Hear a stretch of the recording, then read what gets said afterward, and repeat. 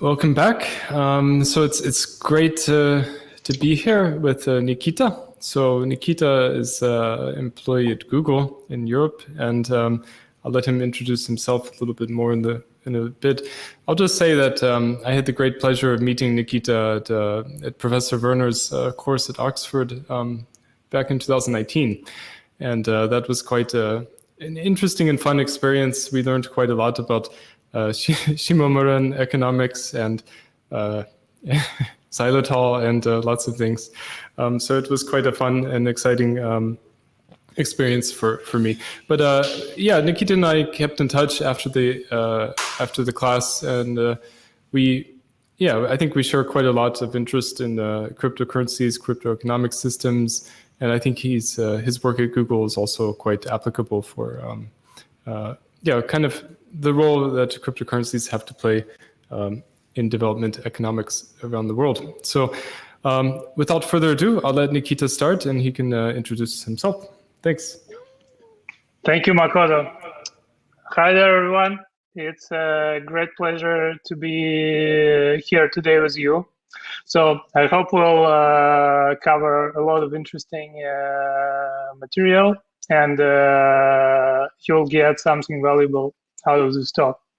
Going back to the seminar Makoto mentioned, it's funny to remember, I think we were the only two people there who are not central bankers, because everyone else who was attending, they were central bankers. So we were brought much more by our curiosities there than by our day job. So in my academic career and also in my professional career at Google, I've spent a lot of time studying and working with emerging markets. And the term itself, it's really interesting. It suggests that there is some kind of process that is eventually going to come to an end. However, no one really knows when emerging markets emerge and what happens next. So I want to talk today about this, but also I wanted to mention that I really enjoyed the last session in terms of the flow. So Makoto, if you have any questions throughout the presentation, or you want to explore some topic and add some comments, please feel free. I think it's going to be much more interesting this way. Sure. Yeah. If you have any slides, feel free to share them too. Yeah, that's what I'm going to do right now.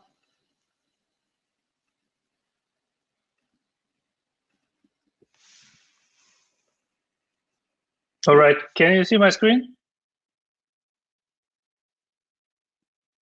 Yes, we can see. Perfect.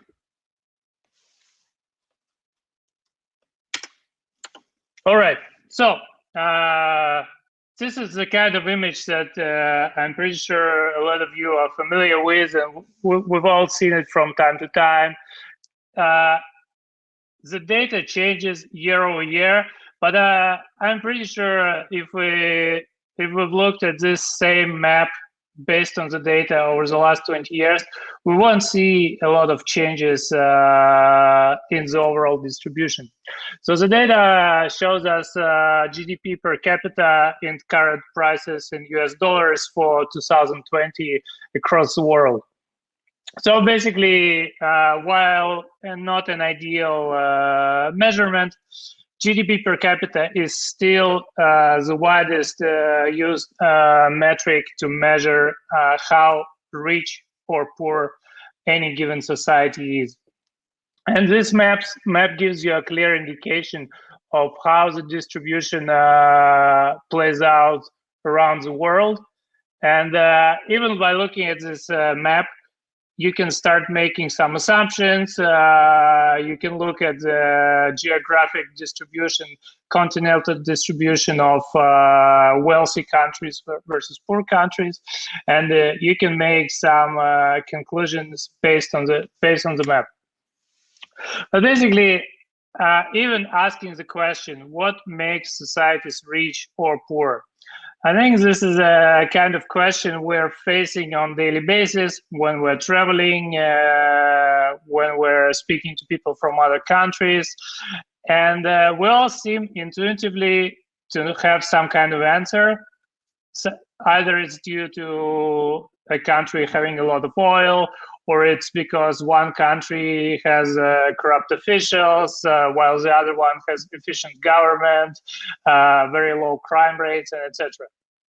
Nevertheless, what's interesting is that scientific community as a whole offers a staggering number of competing hypotheses that are trying to explain why the global inequality exists in the way it is.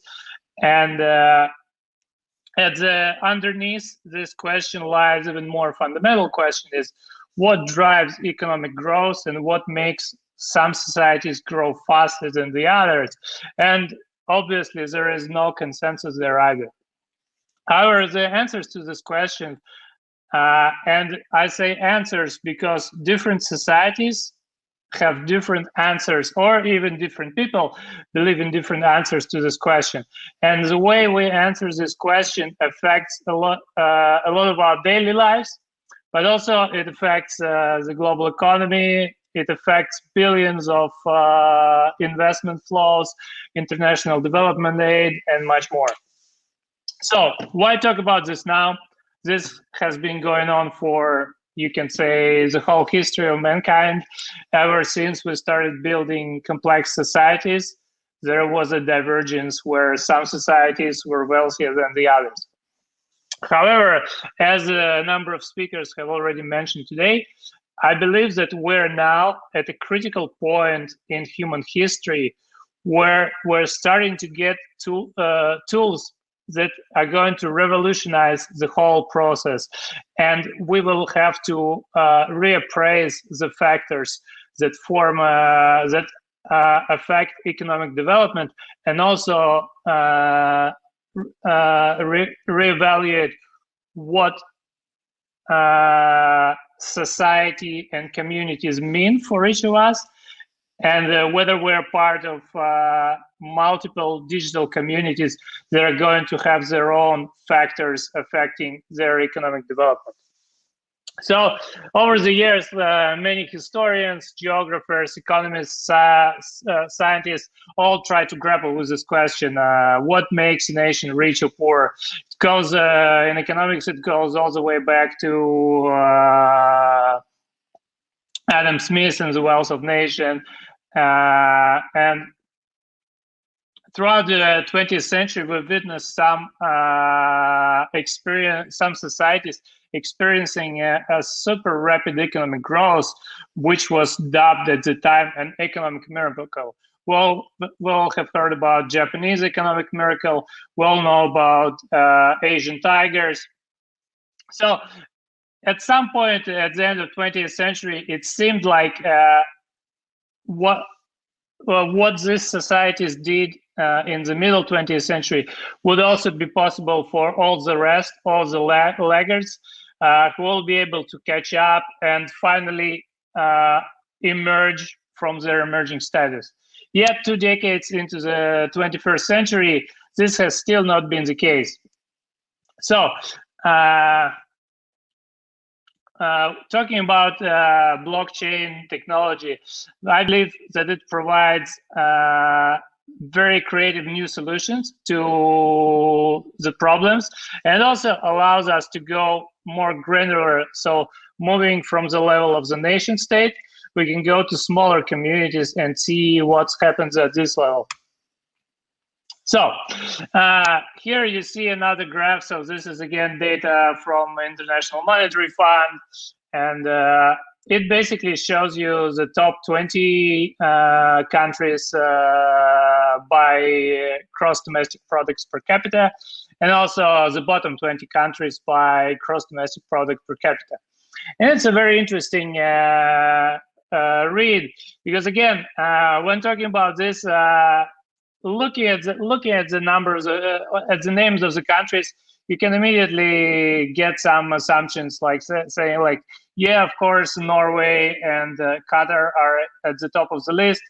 They have huge oil reserves, so that makes sense. Or you can say, yes, of course, Afghanistan is at the bottom of the list. It has been experiencing political instability and foreign interference from other governments for a number of years. So it's clear that the economic system there is damaged. However, once you start to look closer, you see that there is a number of unexpected entries in both of the lists, which is really difficult to explain with common sense.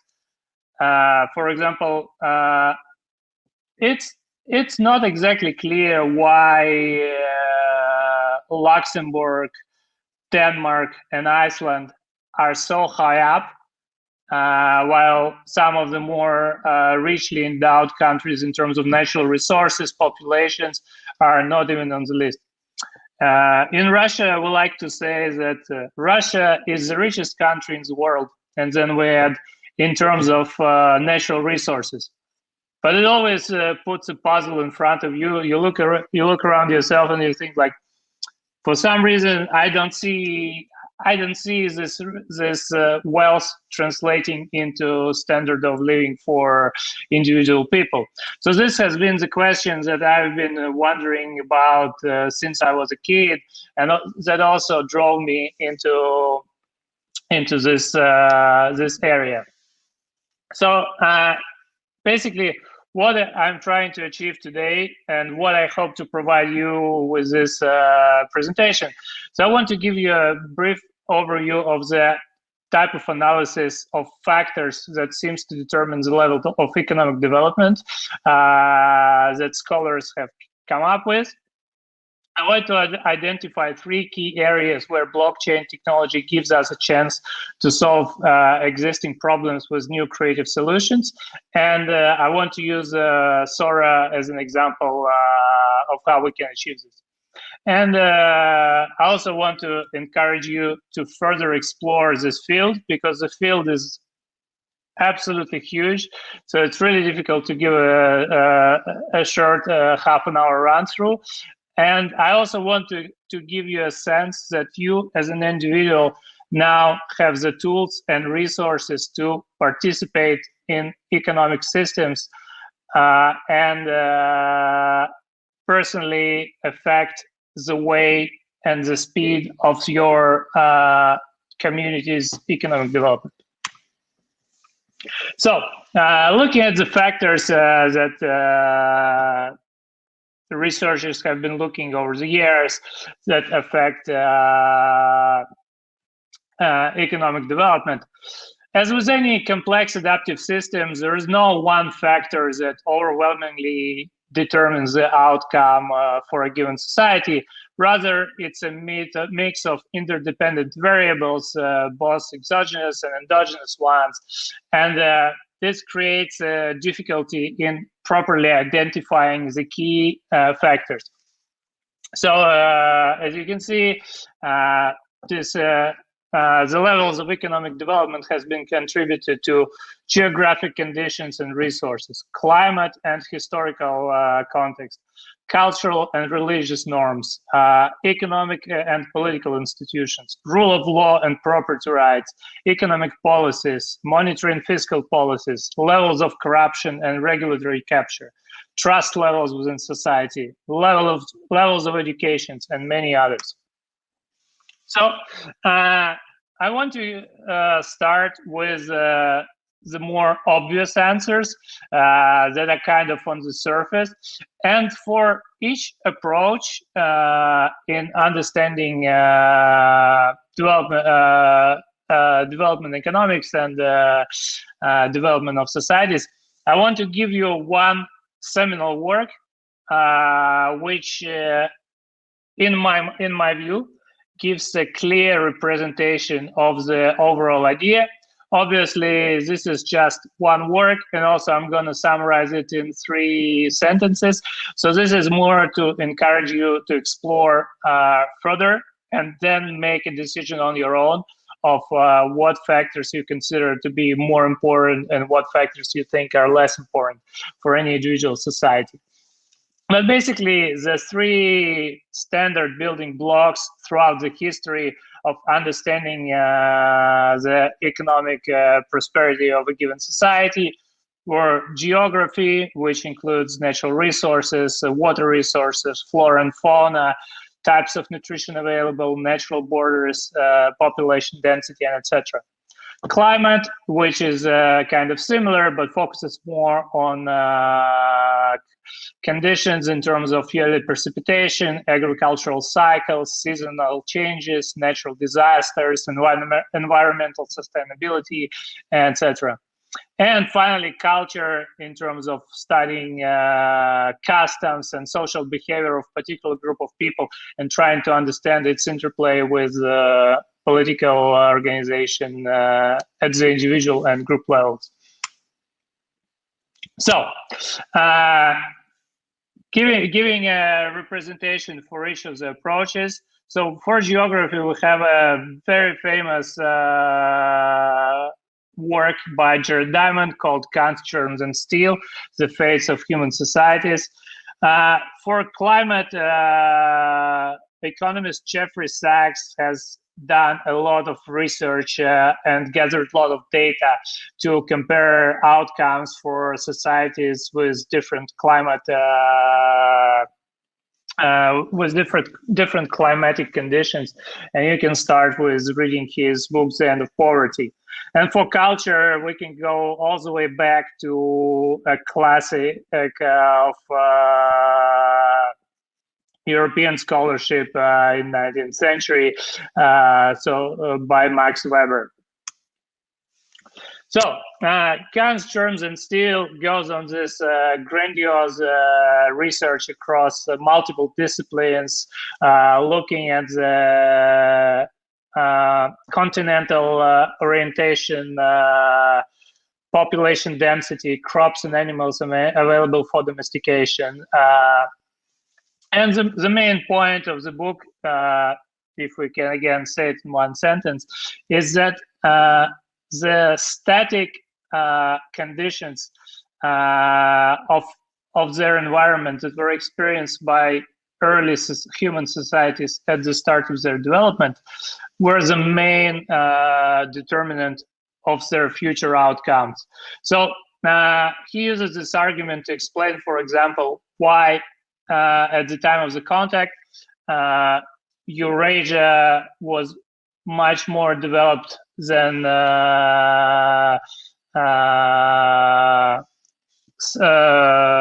New World in terms of raw economic numbers. We obviously know that New World also had very advanced civilizations. However, when the clash occurred between the two, the number of people, technology used as guns, and also germs, which were a consequence of population density in the old world, played a defining role in the outcome. However, this theory is quite limited in a sense that while it can explain wide divergences in societies, it really doesn't offer a clue on a more regional level. For example, why Nordic countries, Denmark and Sweden, are more prosperous than Portugal and Italy, being in the same region, sharing the similar wider European culture.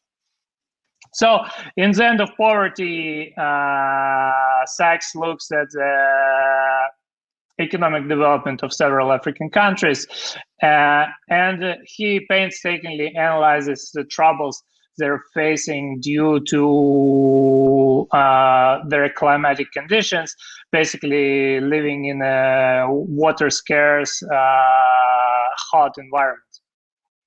However, again, this theory lacks explanatory power when comparing bordering regions of two different countries that are exactly in the same climate zone, but still display diverging outcomes. For example, in one of the other books, the author looks at the border region of U.S. and Mexico, where while conditions are exactly the same, the outcomes are quite different.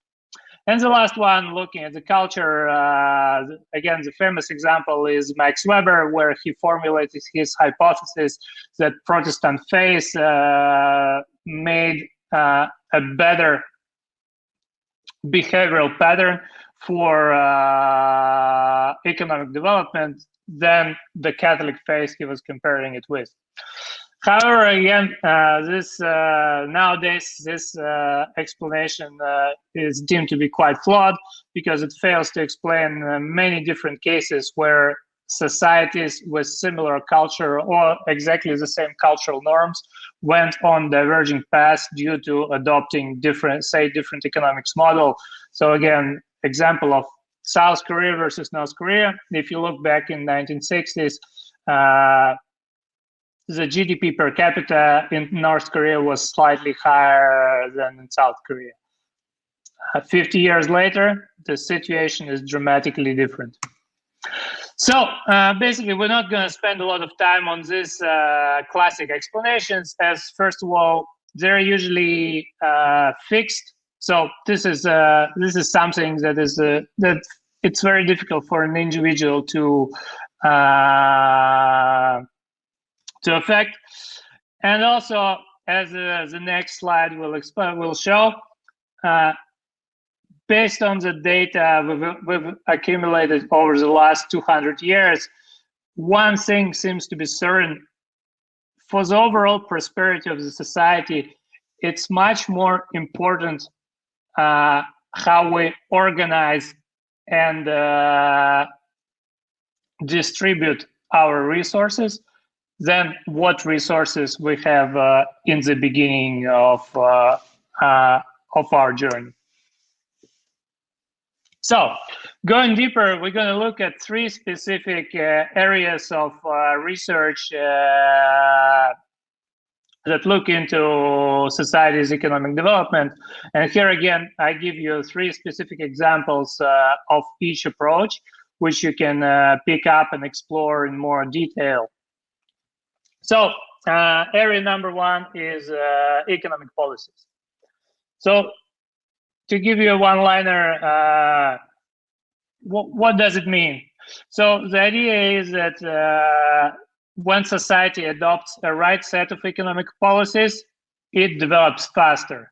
When society adopts a wrong or incorrect set of economic policies, it develops slower or even stagnates or fails.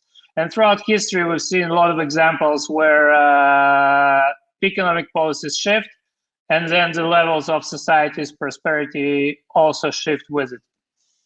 So, as an example here, I picked up a book by Richard Werner, who is going to be presenting later today. And I think we're not going to spend too much time on it because he'll give you much more details. But this is one example of where proper economic policy created an economic miracle in the case of Japan. So the second area is looking into property rights and the rule of law. And here I've chosen Mystery of Capital, Why Capitalism Triumphs in the West and Fails Everywhere Else, by Hernando de Soto, which is a seminal work in understanding the problems of having having clear property rights and titles to land. And finally, new institutional economics. So this is a field that studies the role of political and economic institutions that create the organizational framework of the society. And here I've chosen, again, a very famous work by Daron Acemoglu and James Robinson called Why Nations Fail. So, implementing the right economic policy. So, Princess of the Yen by Richard Werner describes the Japanese economic miracle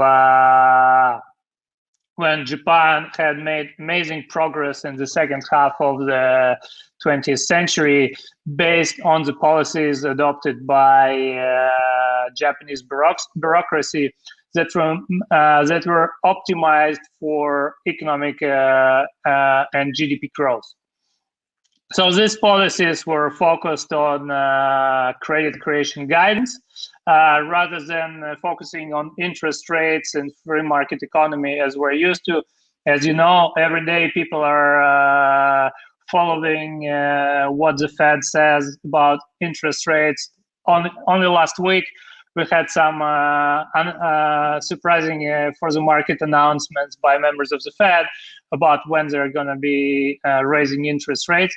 Again, Richard is going to go into much deeper detail about why it's credit creation that is more important than interest rates, but here just using it as an example.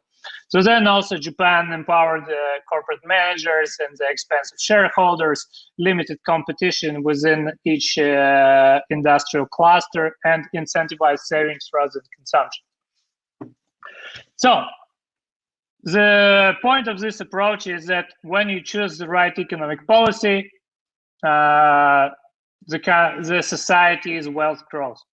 However, the challenge is, first of all, is choosing and agreeing on what the right economic policy is.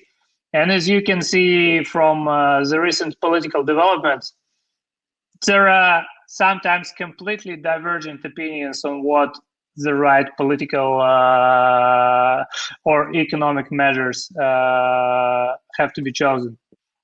Then there's also a question of fighting, even if you find the right policy, there is a question of fighting regulatory capture and narrow institutional interest. So for example, the existing system with independent and uncontrollable central banks is very valuable and very profitable to certain parts of the society. And these groups within the society usually have power to affect the governmental process. So they're going to be fighting hard against any change to the economic policy. And also within current political systems, there is no direct way for individual to affect current economic policy. I mean, in a democracy, the only way for you is to vote for a candidate that has specific economic programs that they promise to implement at a future date. But again, this is a very indirect process. And as we all know, some of these reforms that are promised by political candidates never materialized.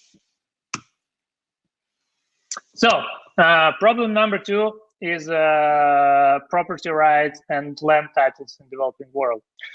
And this was a work published by Hernando de Soto back in 2000 that quantitatively demonstrated that unlike the common perception, the poor people in developing countries of the world do not necessarily suffer from lack of capital, but rather they suffer from a lack of official ownership titles. So a lot of people in the developing world, do not have a clear government recognized ownership title to their land or to their dwelling. And because of this, they're unable to use the capital that is theirs. They're unable to leverage it to obtain a government loan, create a small business, develop underlying land, because any of these actions requires them to deal with either with banks or with bureaucratic institutions in their countries, which creates a dead end because they cannot tell that something belongs to them, not having a property right. And according to the Soto, clear property rights and efficient land titles ledgers are key to leveraging capital in developed economies, where you can easily purchase a property and there is a clear ledger which states that you're the owner of a property. The challenge here is overcoming, again, regulatory inertia and gathering political will to provide ownership titles, and also destroying black markets that have historically been forming around this hidden capital.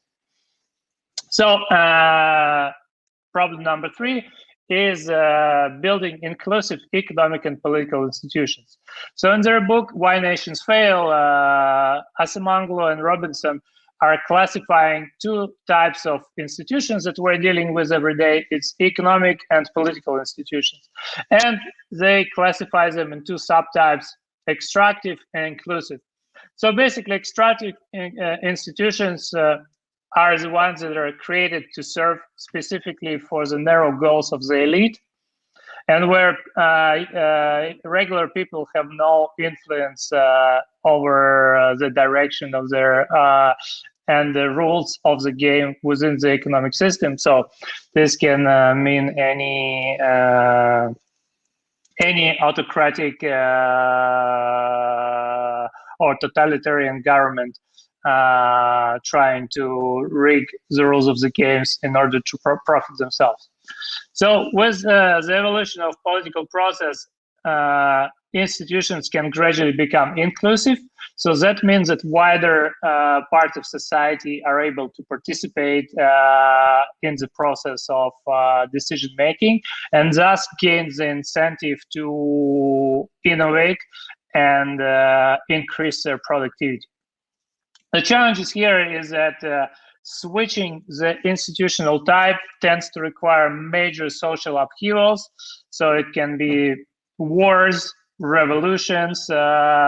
A major example of this is looking at late Soviet Union and Communist China.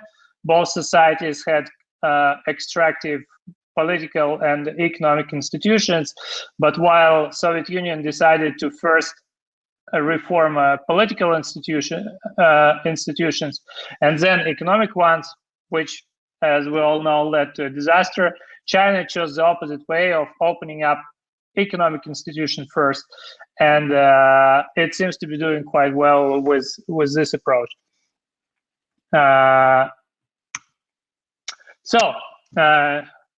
My final part is new tools for the old problems. So we've identified 3 significant problems that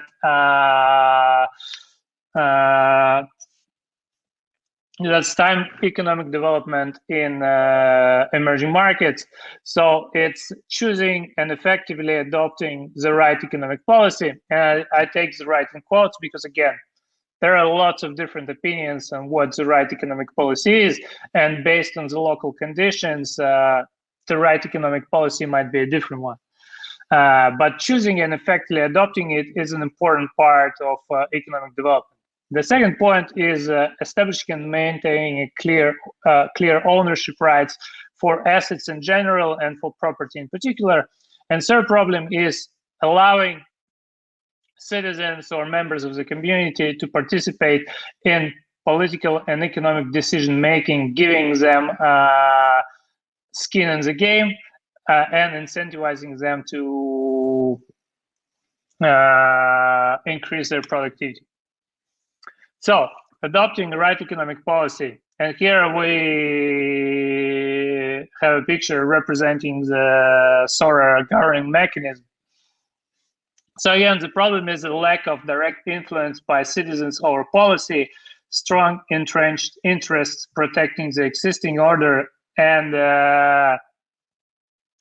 very high barriers for regular citizens in understanding the current economic policy that is overseen by experts.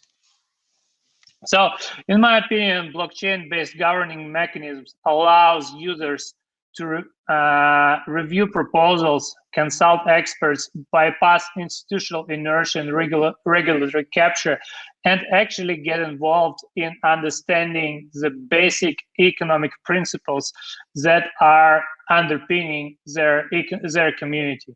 And this is crucially important in relation to the idea of direct democracy, where each member of the community understands that they own they're a part of the community, and by changing the fundamental principles, fundamental economic principles and policies of the community, they can achieve better results as a group and thus choose and adopt the right economic policy.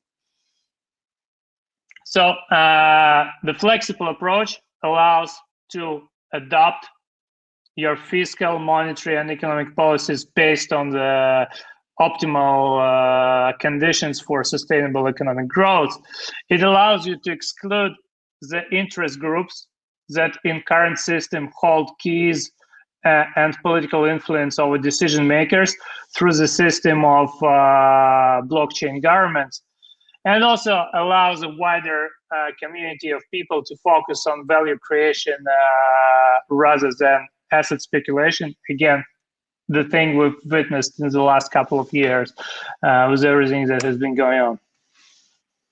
So, second role is creating a decentralized immutable ledger, and Web 3.0 technologies offered by the Polkadot ecosystem and SORA ecosystem as well allow you to create a custom-made solutions that can be used to establish, maintain, and enforce asset and land property rights.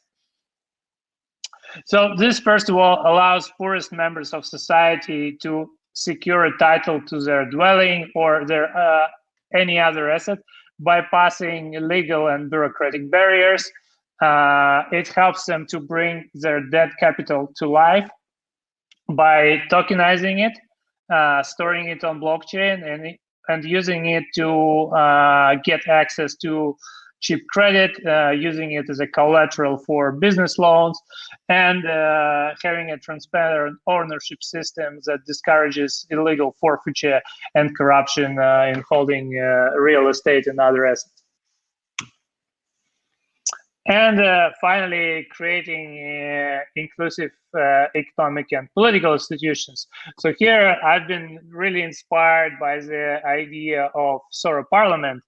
And what SORA Parliament means in practice is that, in my personal opinion, the political development of the last couple of centuries and the movement to representational democracies, where people elect representatives to supposedly pursue their interests in parliament,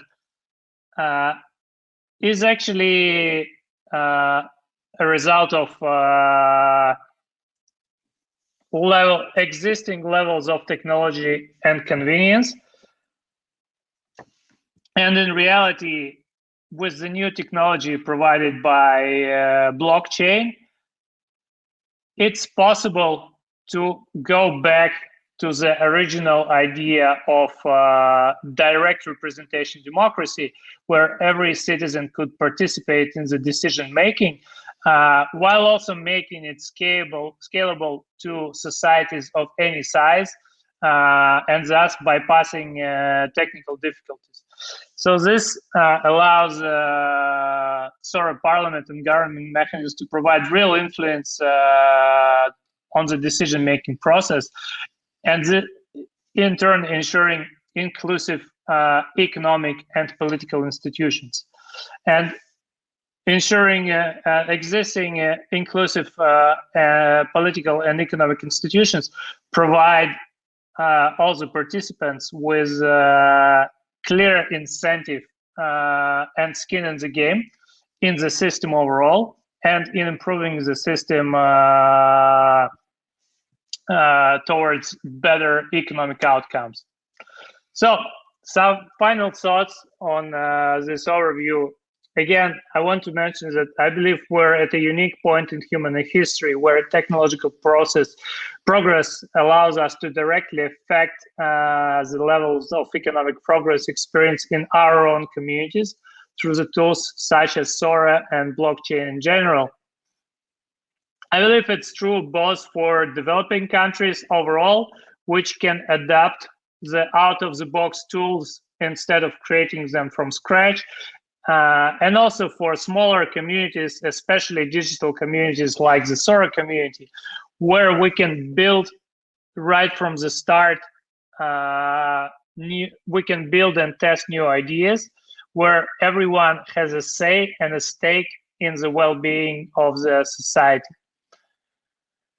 And finally, I believe that understanding the roots of economic growth, correctly identifying the problems of economic growth, and focusing on the factors that we can affect rather than on the factors that are fixed, like climate and geography, and collaborating through digital trust, allows us to build a more equitable world where economic development is spread much evenly throughout different parts of the globe.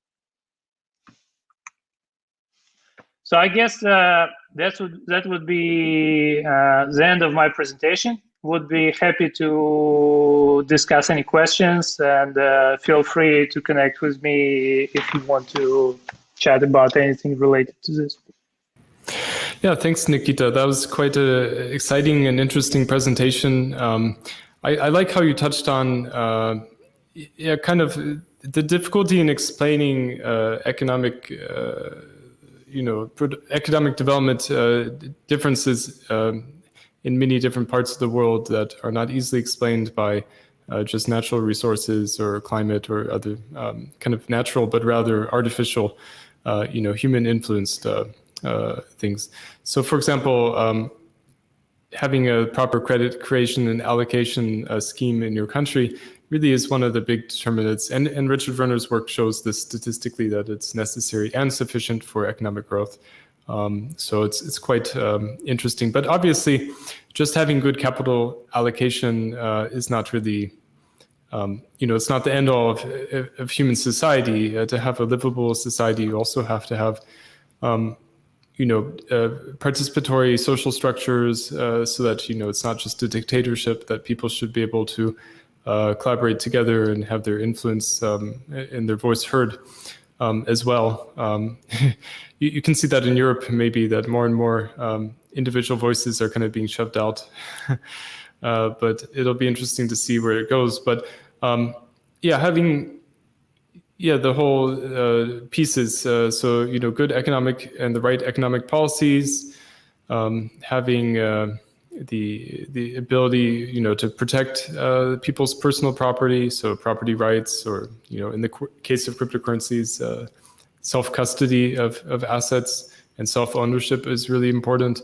And then finally, having democratic institutions that can allow people to participate and collaborate together, I think, are really keys to making a livable world and creating a society that is both good to live in and also has a high growth. And you need that high growth to push humanity forward, because there's lots of problems that have to be solved, and we can't be sitting around doing nothing.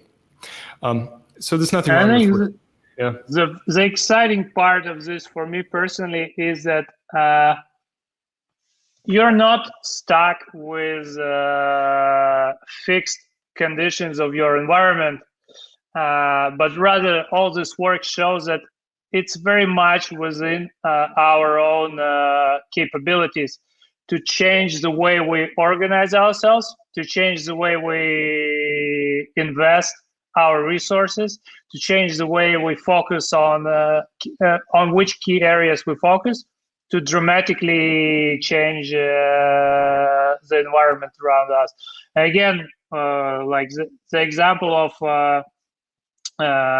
South and North Korea, I think is a perfect illustration of having same climate, same culture, same history, same historical context, same geography, but having two wildly different economic outcomes based on a set of secondary factors that we discussed. And also, when you first read, for example, The Mystery of Capital, it was written back in 2000, but reading it after 2010, I immediately got the idea. This has to be blockchain. This is perfect for blockchain. This solution just like before blockchain, it was hard to implement, but now this is just out of the box solutions that you can start using right now, right here. I think this is what is exciting about blockchain and SORA for me personally. Yeah, several of our community asked questions like, you know what's beyond the nation state? Like, how can humans organize in the future to, to kind of surpass the local nation state, yet still have a participatory democracy that listens to the idiosyncratic needs of different people? So I've just read a very interesting thread on Twitter, and I have to say Twitter has been, despite all its difficulties, it has been an amazing source of information for me personally, I think in the whole crypto space overall. So if you heard about Balaji Srinivas, who is a famous personality in the crypto space in the US, he has a very well-developed theory about how we're going to progress from existing nation states to already existing digital communities, and later to digital countries that will have their own real estate. For example, in one of the NFT-based worlds, they will have their own constitutions, they will have their own currencies, they will have their own governing mechanisms, and also their own means of connecting and creating value for each other. Again, you can already see all of these basic elements in SORA. And the next step for us is to understand how to balance the digital community that we want to be part of with the physical community that we are part of right here, right now. And maybe instead of simply moving somewhere else, trying to improve the local conditions through the tools that are currently available to us. Yeah, these are really great points, I think. And yeah, it's really, I think one of the key themes today is that, humanity is in a transitory state, and maybe we're going to be seeing significant changes to how we organize social structures, for example, using technology and collaborating with decentralized and maybe fluid participatory mechanisms where you can easily enter into some relationship with a group of people and then just as easily leave and go into another group and kind of move around. Do you think anything like that can replace the nation state? And if so, like what would that be? Like, and also consider the context that we might, as Elon Musk keeps saying, go into become an interplanetary species where maybe we're not so bound to specific geography anymore. Yeah, I personally believe that despite the technological development going kind of like this, in terms of societal relations, we experience certain cycles. So, for example, if you look back to United States in the middle of 19th century, local communities were really strong. People were willing to actively participate in civic duties for local communities, very often completely free of charge. The local charity institutions worked great and provided a lot of cover that was not at the time provided by the state. And also there were a lot of, like, you read about this early crowdfunding based projects where local people decided to crowdfund a monument to a famous person from a community, or they decided to build a useful public building. And I think we'll see more and more of this behavior where people will start to move based on their ideological and cultural preferences, and also places which can offer you a greater participation in the overall decision making will experience an influx of people, while places that restrict your participation will see more and more flight. However, having said all of this, we're still not going away from the physical realities of the world. So in my view, again, having experienced a year and a half of pandemic, I still feel that going full on into a digital community is not a complete answer, because the problems that affect you can and should be solved locally. But now having the decentralized tools, we no longer really need to rely on central government making decisions, sometimes depending on the country, miles and miles away. And again, one interesting thing you see when looking at the data for at GDP per capita is that many places in the top 20 are small or relatively small countries that have high levels of social trust and social cohesion.